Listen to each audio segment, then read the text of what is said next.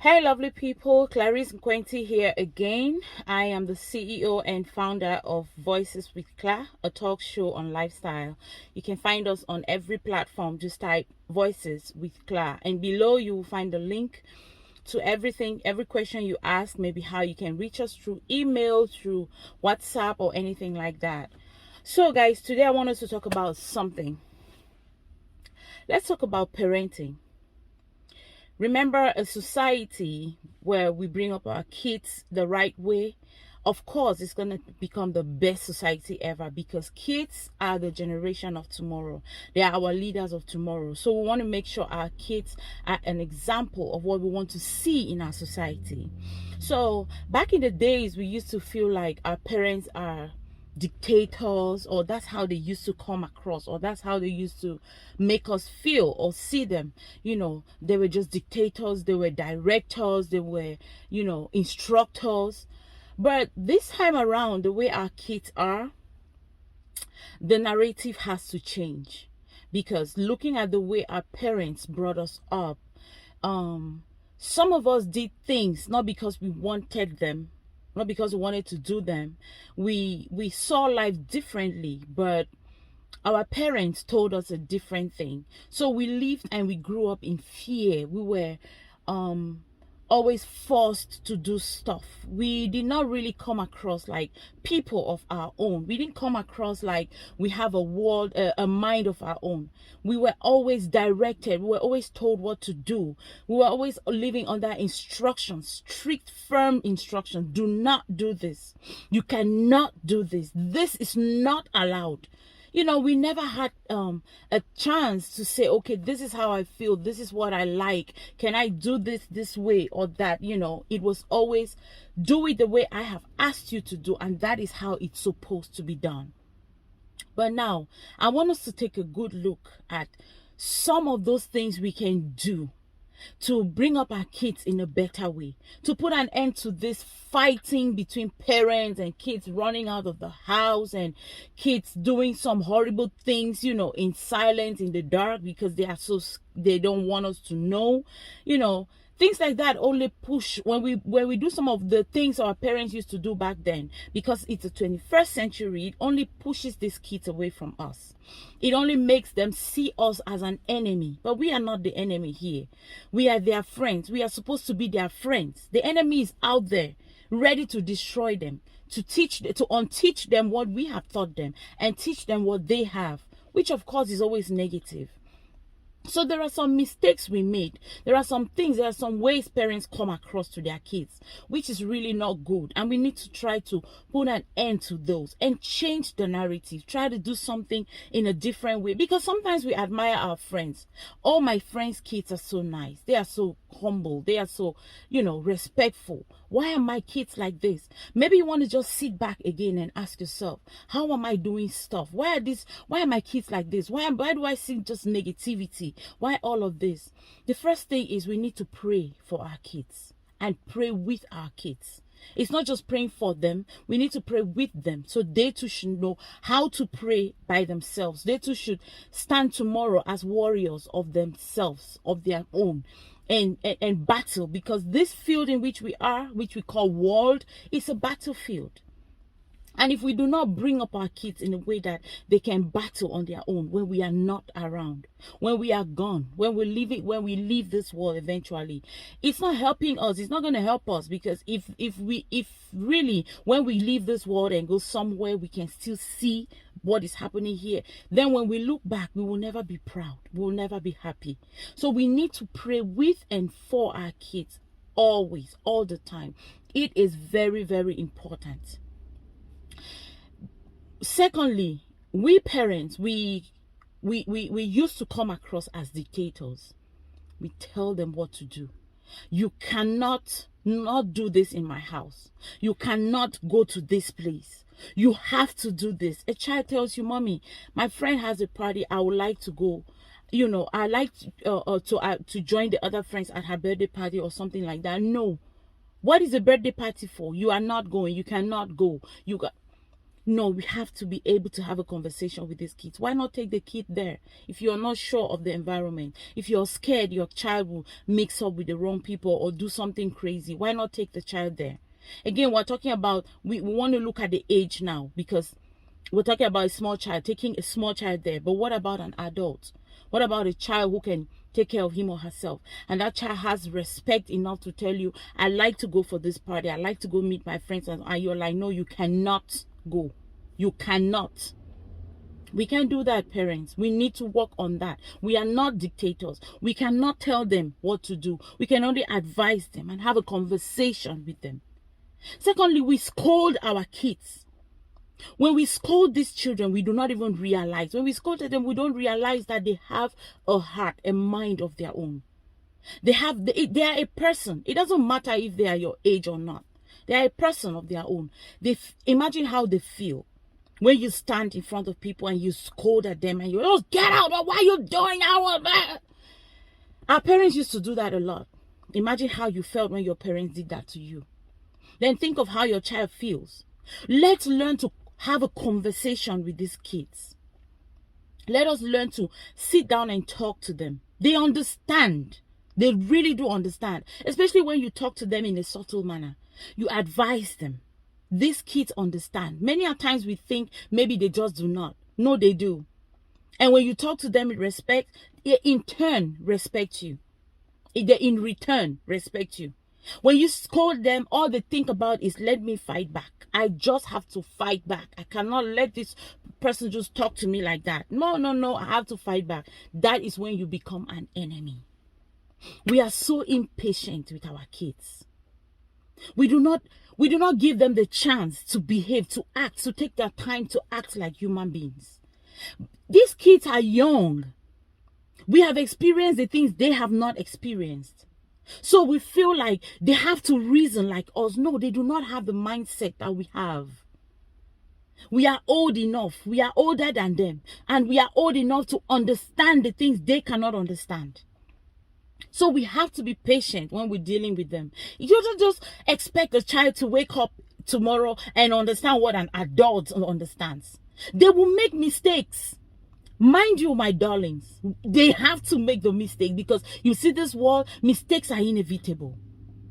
They have to make their mistakes. But do not be that parent when your child wants to do something, you say, don't do it, don't do it. The child does it and makes a mistake and you're like, oh, I told you. Didn't I tell you? I am your mother, I'm your father. I have experienced this thing before you. That's why I told you. No. If a child wants to do something, advise that child. Say, darling, listen, you see this thing you want to do? It's not the right thing to do. I think you should do it this way or that way. If the child says, no, mommy, no, daddy, I have to do it. This is what I want to do and all of that.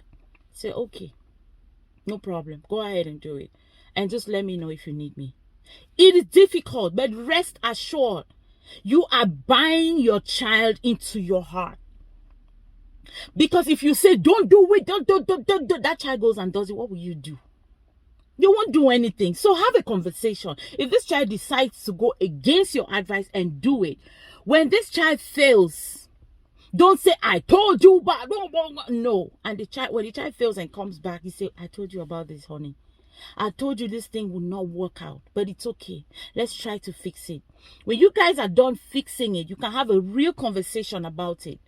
And next time, when you advise that child not to do something, that child will say, the first time I did it, it backfired. I'm not going to do it because mommy said I shouldn't. Daddy said I shouldn't. I won't do it. That is the way you take to make you make your child love you. Your child sees you as a friend and not an enemy. Another big issue is we say, do what I say.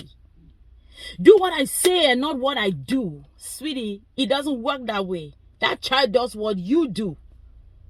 Your child copies exactly what you do. That is why a drunkard's child will certainly become a drunkard in future, unless that child comes across a mentor or sees a therapist or something like that along the line. If not, if you are a drunkard, your child, there's a very high percentage that your child will certainly be like you. We need to be careful, realize that these kids, we are their mentors. And they see more than we know. They reason more than we know. So whatever we do, we have to be conscious that these kids are picking up every signal that we drop. And that's exactly what they will do tomorrow. That's why our fathers have to be very careful with the way they treat our mothers. Because your son tomorrow will do exactly what daddy was doing. And that's why, daddies, you have to be present in the lives of your daughters, because you will make her feel like a queen, and no man out there tomorrow will frighten her, will threaten her or tell her anything that will make her, panic and just run into his arms. When you are there, you're present, you make her understand how special she is. Things that men out there, and you give her those beautiful things. You tell her how much of a queen she is, how precious she is, and a princess and all of that. Those men out there, when they come across eventually to start telling her, oh, you're beautiful, come to my bed, she'll say, you know what, forget it. My dad told me that. I grew up in a palace where I was a princess. There's nothing new you want to add to it. She will fall for the right men. She will not fall back for words. She won't be carried away by what they tell her.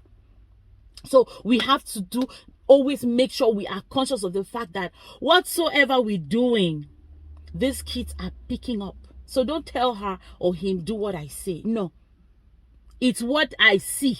That's what they do. Once they see it, oh, that's what my mom was doing. That's what my dad was doing. Oh, after all, my mom did it, she didn't die. My dad did it, he didn't die. So I'm going to do it. Most of us are absent from their lives. We are so absent from the lives of our kids. Parents, we need to be present. We need to be present in the lives of these children. When you let other people spend more time with your kids, it's enough that our kids spend so many hours in school. When they go to school, they are there from 8 a.m. to 3 p.m. or 4 p.m. or whatsoever. Some are there till 5 p.m. Some are even in boarding schools. When they are at school, people crowd their minds with the craziness of the world. When you're absent from their lives during that period, they have learned a lot. When they come back home, they need to meet you. My parents in the diaspora, I'm so sorry that your job is crazy, but please understand that the first job you have on earth is to bring up your kids the right way. Do whatever you can. Take another course that will cut down your hours so you can be there in their lives. For those who are there, but they just let their kids spend their hours and their days and their nights on their phones, on their iPads and stuff, sweeties, please. The reason why we have gunshots all over, kids killing each other, kids killing their parents and stuff, it's because of what they see from there. They don't spend time with you having conversations about the disadvantages of killing people or doing evil and stuff. When you are with them, you'll be able to tell them the disadvantages. You put movies that tell the outcome of those negative things they involve themselves in. So they will be scared. They won't do it. When they go to school and their friends say, this is a beautiful thing, and blah, blah, blah, blah, blah, and they come back home and you say, you see, that thing is what will take you to jail. They will obviously believe in you, because no matter how you look at it, your kids know that you're the first mentor they have. It depends on how you embrace them. It really depends on how you do that, because that is what will determine if they will actually take you as a mentor, or they will go out there to take some other person as a mentor. You fear to talk about sensitive things, especially my women. Darling, tell these children about their body parts. Talk about their body parts. Have conversations about sex with your child. Talk about menses. Talk about their boobs. Talk about their private parts. These are things that are out there. You don't want to say it with your mouth. The TV will tell them. The internet will tell them. And remember, these days, negativity sells more than positivity.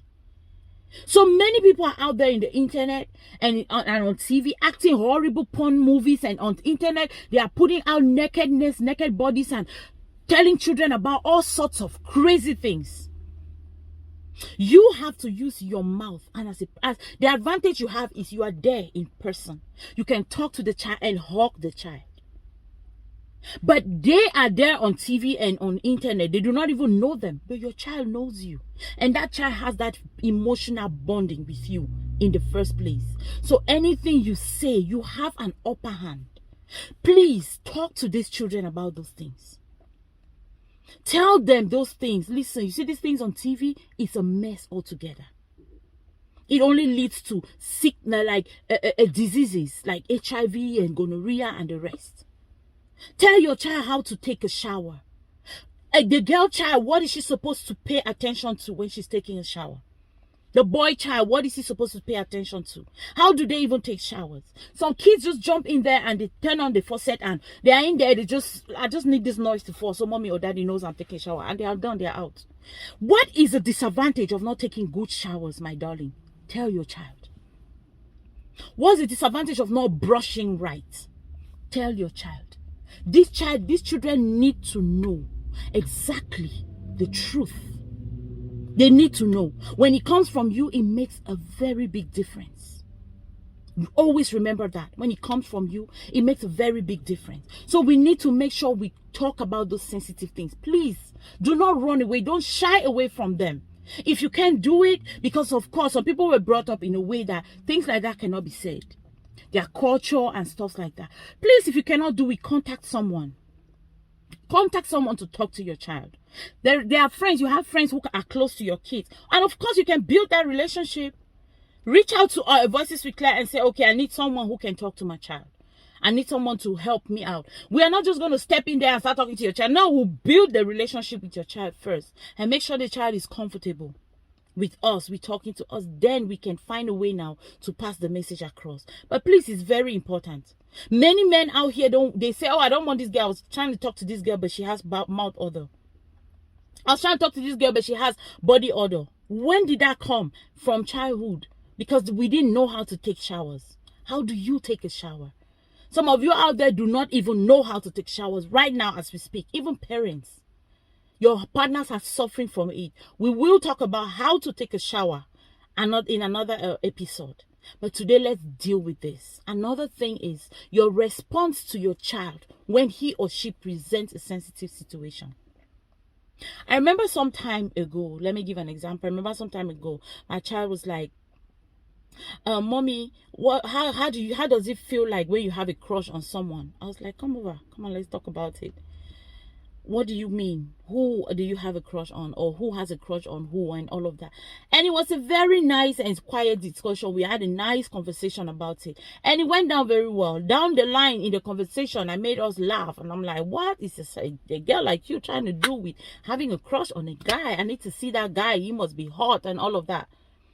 Through that, we laughed at it. We had a nice time. Then I told her, listen, at this stage, anything you feel for someone, you just like the person. You just like the person's company. You just like to be around the person, all of that. Make sure you don't let your mind start deceiving you into going to some kind of craziness and all that stuff. And we had a nice conversation.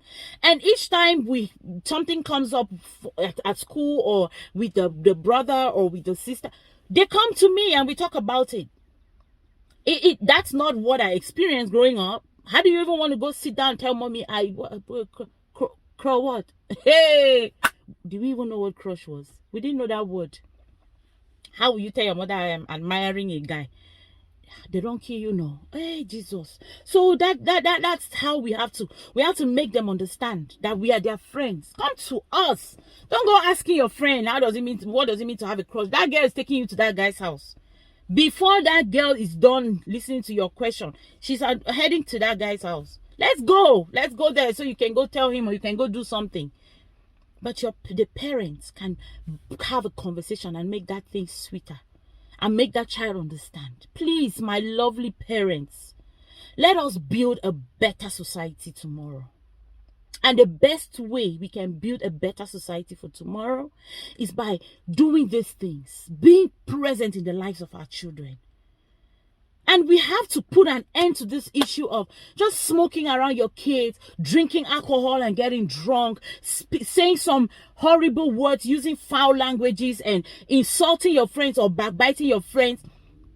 If you're a woman and you sit around your kids and you're talking about your friends, you're saying negative things about your friends. When your friends come around, you smile. When they go, you start saying negative things. Mind you, you are digging a pit for that child. That child will grow tomorrow and be something horrible. Because whatever we do, they do double. or triple or quadruple. They cannot do the same. They can't do less than us. We need to be very, very careful. You see this issue of kids doing horrible things out there, killings and walking around naked and dashing out and doing all those crazy things. Most of those things they copied from their parents. Because if we are present, we advise them, we are living right, we realize and we keep reminding ourselves that whatever thing I'm doing, I am a role model for my child. Your kid will grow up replicating you, and of course will be a good fit for the society. Many parents out there listening right now will argue, oh, I've been there, I've been present, I've this, I've that. Come to me, explain the situation at your home, and I'll tell you where you went wrong. Yeah, it's the same thing with us always complaining. I've done my best with my husband, I've done my best with my wife. No, don't just go there explaining and trying to defend yourself and all of that. Listen, get advice from people. Some people are bad, yes. Some partners are bad, yes. Some children can be bad. But what pushed them into that badness? What caused it? Let us start by thinking that way. Before we give up on it, before we condemn the situation and say, you don't even know what you're talking about. Who are you even? How old are you? How many kids do you have? You don't stay this world how many years? How long? My dear, it's not how long. It's not how long. It's not how far. It's not. But the Bible says the race is not for the swift. Neither is the battle for the strong. Yeah, some people just have the idea because first they read a lot, they have studied, they have experimented, they have met people, they have talked. So don't just always conclude on your case. I've done everything and it's all. No, speak to someone. Talk to somebody. Your own must not be different in every domain. It comes to your friends, they don't run. It comes to your husband, he's a running away. Children are running away from the house. Hater, skater. Everything, chakara. You cannot be good in any domain. And you say you are okay. You cannot be okay and the whole world is not okay. The whole world cannot be wrong and you are right. No, something is wrong somewhere. That has to be fixed. But because you two know, because you argue to win, you don't argue to learn, there is no way you can even fix it. You just carry your head and everywhere you go, you're complaining. Something should be right. If marriage is not working, your children, your life with your children should be working, or your life with your friends, or your life with your job. Job no fit spoil, pikin spoil, husband spoil, a friend spoil, everything spoil. You enter even brother and sister life, is spoil. My dear, there is help. All you need to do is put yourself down a little. Don't always booga, because every time you booga, you can't hear anything anybody is saying. That guy said you booga when you have walked. You don't walk. Everything is working well. But you just want to booga when you have not even done anything and you want things to work out. It doesn't work that way, sweetheart. It's time to change the narrative and be happy and live a better life, a fulfilling life. Because if it's not working in your relationship, your children should be your consolation. You should wake up in the morning and your kids come to you, hug you, kiss you. Ah, my goodness, you don't know how that thing is sweet. When your child comes, runs to you, hugs you, kisses you and says, Mom, you are a darling. You are the best mother in the world. Daddy, I love you. Mommy, I love you. Your absence makes me sick. Some of our kids, once they hear our car outside, everybody to the room. Once the car is outside, if you tell the child I'm going out or I'm traveling, oh, Lord, thank you. Finally. Margaret Thatcher has gone. We can now rest. How do your kids feel when you're leaving the house? It determines the kind of parent you are. If you're that parent who dictates, you are always angry, everything gets you mad. When you're angry, you pour it on your kids. Those children want you out of the house every day. But if you're that parent, anytime you want to go out, your kids cry. If you say, I'm not picking you up from school today, some other person is picking you up there. Oh, Jesus, who is picking me? I will miss you. Every time they want to be with you. Know that is already a tick. They are validating your job. They don't need to tell you. Some kids are very, very active and emotional. They just say it. Yes, they so say it that you feel like you're floating in the air. Some are not. But you see the way they want to be with you, the way they respect you, the way they love you. They will fight for you every minute, every second. They're already telling you, you are a darling. You are a wonderful parent. We love you. We want to have you around. Parents. I cannot overemphasize this. Our society of tomorrow depends on you. You have the key to opening the door to that society of tomorrow. This is the 21st century. Please, and please again, let us fix these kids. So we put an end to shootings and killings and all the negativities in the world. I know it might be end time. It might be, this might be perilous days. But let us play our parts. So tomorrow, if you die, wherever we die and go to, if there is judgment coming your way, you will sit and see judgment come. I know I made my mistakes, but they were mistakes. I never intentionally left my kids at home and went partying all night, and they turned out to be vagabonds. I did not neglect my children and they turned out to be negative. My lovelies, I think I've given you the little I have for today. Any questions, comments, likes, subscriptions and all of that will be well appreciated. Please do not forget to reach out to us. Reach out to us, voiceswithcla1@gmail.com. As always, send us text messages through WhatsApp. And of course, like, comment, and share this. Let it go far. We need to make a change in our society. I love you guys so much. Leaving you hurts me so bad, but I have to go. Have a great and wonderful day, and God bless you. Bye.